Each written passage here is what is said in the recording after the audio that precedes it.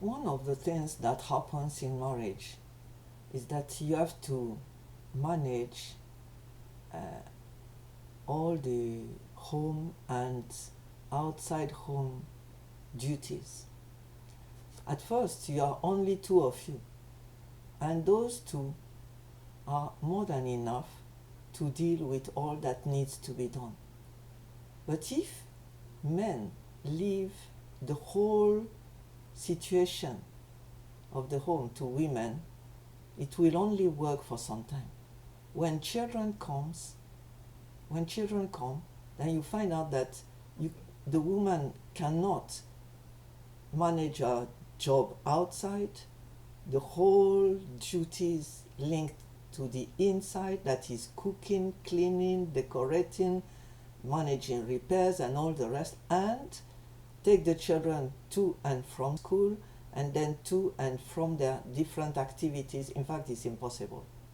And God planned it that when He created Adam and Eve, He said that Eve was to be a mate to man, a help, a support. So two of them become one, and it means that you cannot leave all the things to do to one person. And what you notice if you watch people that are married and that are going on in years, there are times and seasons. For example, at a point, we started life as a couple married in Nigeria. Nigeria was my husband's home, so he knew the place better. He had a perfect command of the language of the place, Igbo, and English secondary. For me, Igbo at first was unknown. I only knew few words for a start. English was a language I'd learned in school, so I was not in the best position from that angle. Then because Nigeria was my husband's home place, he knew the ways of the people. He knew how to bargain in the market. He knew how to touch people's heart. He knew how to handle situations according to the culture. So he was in the best position, and then we followed, myself and the children and everybody in the house followed his leading. Then later on, from 96, we now were in Britain. And Britain was neither home.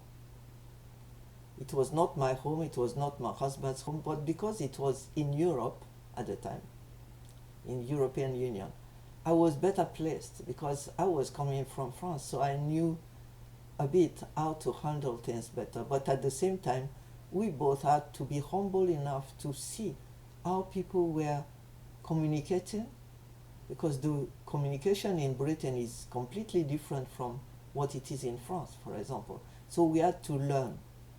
And then at a point, both of us were in new jobs that had absolutely nothing doing with what we used to do.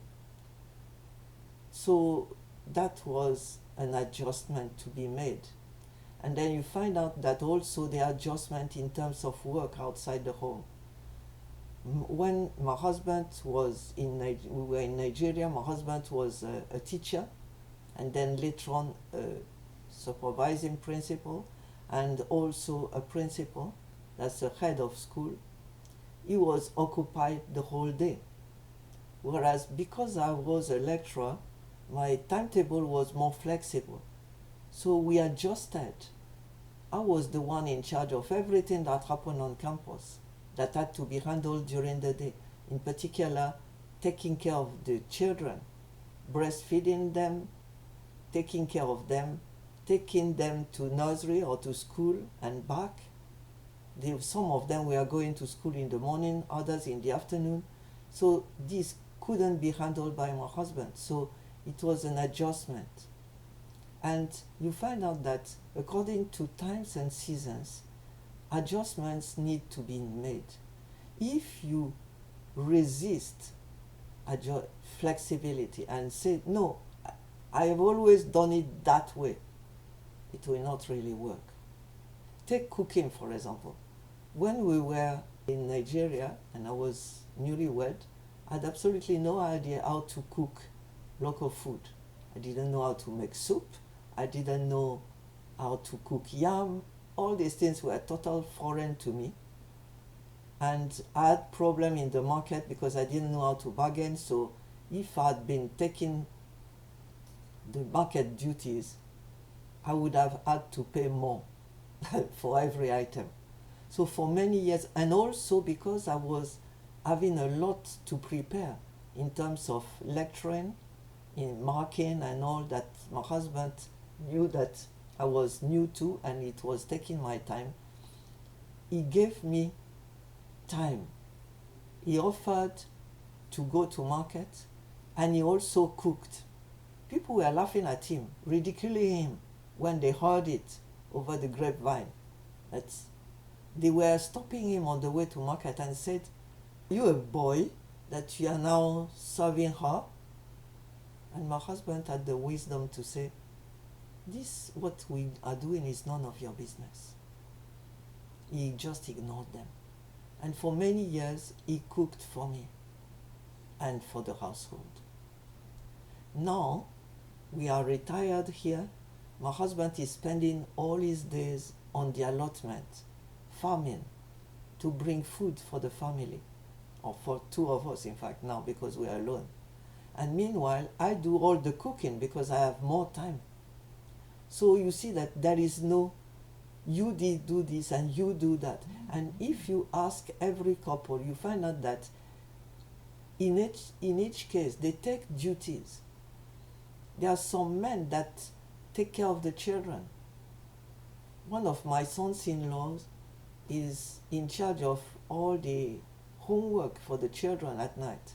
When they come back from school, he is taking that while his wife is cooking and doing other things. So the solution in all cases is share home and other duties. And don't think that is a hierarchy. You know, cooking is not more glorifying than cleaning. Taking care of children's homework is not more glorifying than cleaning their nappies. There is no hierarchy and there is no shame. We are all taking care of our homes. Jesus did that. He was a carpenter by trade because his father, his foster father, Joseph, taught him his trade. And he didn't feel the shame. We have to work together. And that is one of the very important recipes for a happy marriage.